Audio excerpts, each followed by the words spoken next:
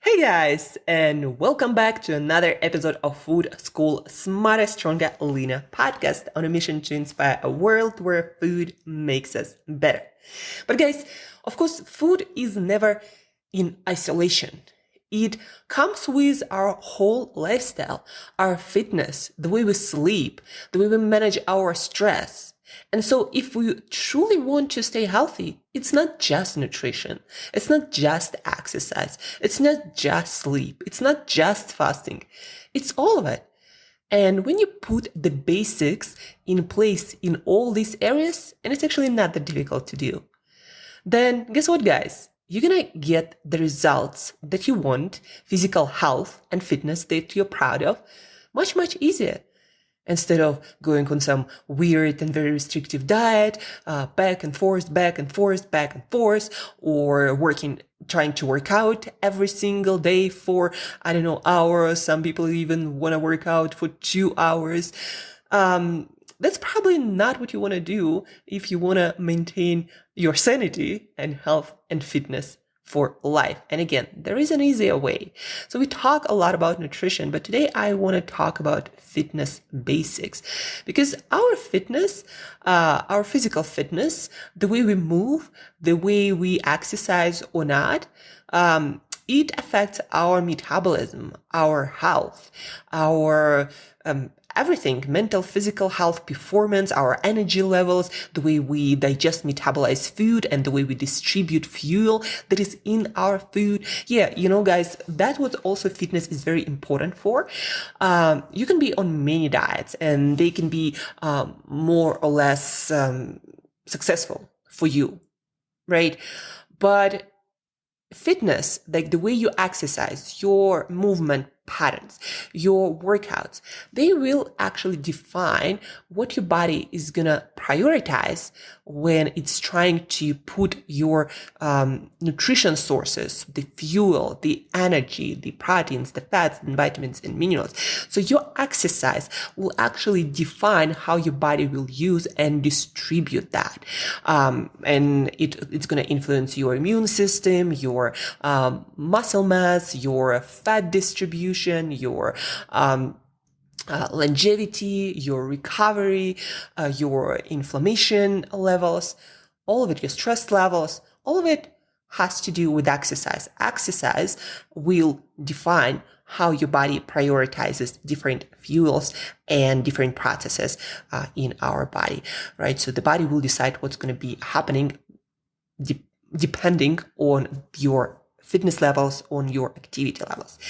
And today I also want to, guys, not just give you a very effective way to move around to prevent the loss of physical fitness. I also want to give you a little bit more information about NASA research and International Space Station. Bear with me. It's all going to make sense in a few minutes.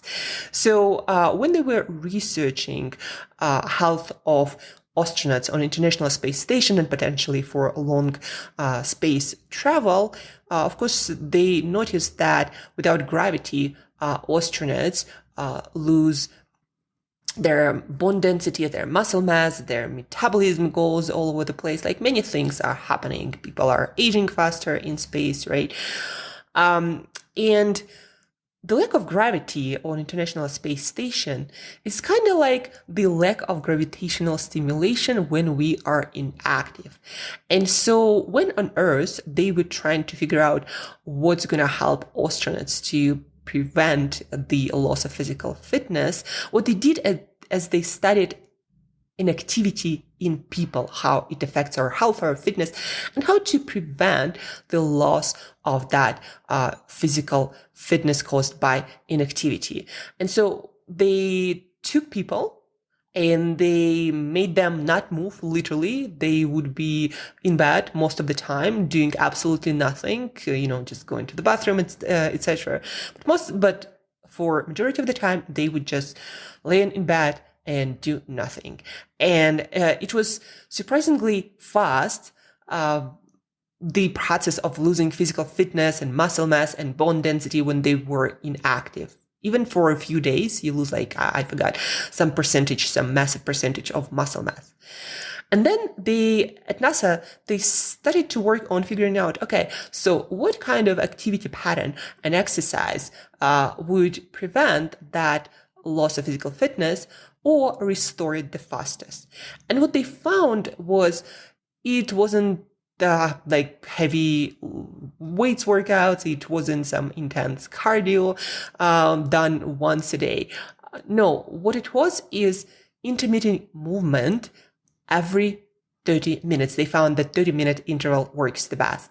And so every 30 minutes, they would make people just do simple moves, like maybe a few squats, or a few stand-ups. Like if you were sitting, for example, you would stand up a few times. Every 30 minutes, do some stretches, do a few squats, go for a little walk. So every 30 minutes, that intermittent movement helped to prevent all of the negative effects of inactivity. Or for example, if you're working on your computer and the whole day and you just sit for many hours without standing up, that is really, really bad for your muscle mass, for your bone density, for your metabolism, for your blood sugar, your cholesterol levels, your inflammation levels, even your immune system, and of course also for your brain, because blood circulation doesn't go that effectively to your brain and all of your tissues, and you feel sleepy and you feel lack of focus and not as energetic. So all of it has to do with prolonged periods of not moving. And so if you are someone who works on their computer, a lot of people work remotely these days. So maybe you're a digital nomad and you work on your computer living in Latin America, or like I do right now, or Southeast Asia, right? Maybe you just have sedentary job one way or the other. So to prevent the loss of your physical fitness and again, muscle mass, bone density, your metabolic issues with blood sugar or cholesterol, etc. What you want to do is you want to start moving every 30 minutes. What I do every 30 minutes, I do a few squats, a few push-ups also, or burpees. It literally takes like a minute. So it's like maybe 10 squats or, 5 squats, 5 burpees. I like to engage all of the major muscle groups. That's why I'm focusing on squats and burpees with push-ups, because it engages the whole body from your legs to your core. Every 30 minutes, I do something. When I was flying for 11 hours from London to Mexico City, what I would do, I would go to the toilet. I would do that then every hour, because every 30 minutes people would really think I'm weird going to the bathroom that often. But every hour I would go and do 10 to 20 squats in the bathroom. And my butt actually still hurts after those exercises, but that's besides the point. I felt though so much better after that flight. Like I didn't feel like I was retaining any water, or I didn't feel tired. They had jet lag, in all the time zones. Of course, it makes a difference in the way I feel. But physically, I felt so much better. And I ate some food, but I didn't have any digestive problems. My stomach wasn't bloated. I didn't feel like there was anything stuck there. So I felt really, really good and energetic throughout the whole flight.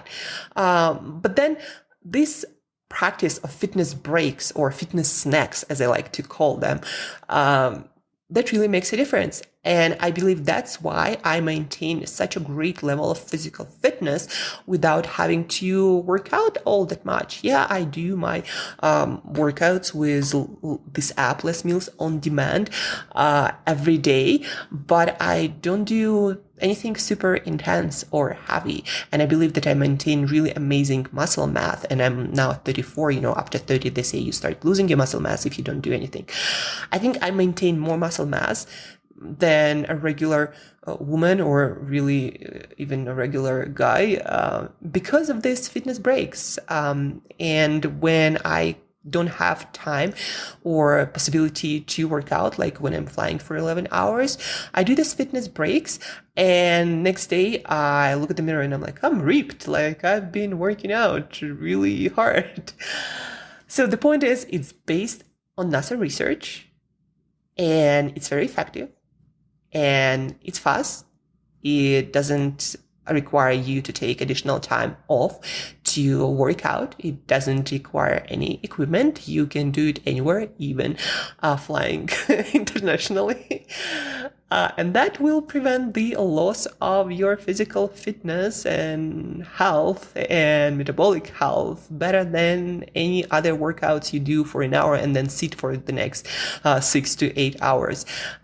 So that will prevent that loss of fitness and actually make you fitter once you start doing it consistently, because they also did research and people who, for example, for some reason were losing, usually due to older age, were losing some mobility. It was hard for them to move or even stand up from, sitting position.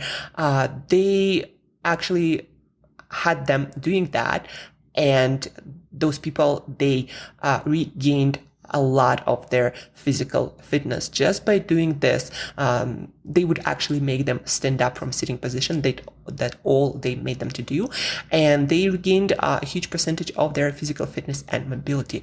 That's how powerful intermittent movement is. So if you were to ask me, should I fast more intermittently, doing intermittent fasting, or should I move instead intermittently every 30 minutes, I would say focus on movement. That's how powerful that is. And again, that movement, it will also define how your body will use and distribute fuels that you consume in the form of food, those proteins and fats and energy and vitamins and minerals, whether it goes to your muscles, to your bone density, whether it goes to optimize your inflammation levels, the work of your immune system, your recovery, all of that.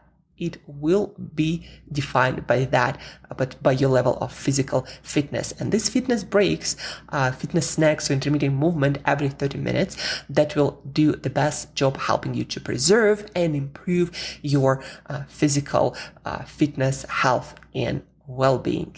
So from now on, give it a go for a month or so and see how you do, how your health, your fitness, your body composition change and improve.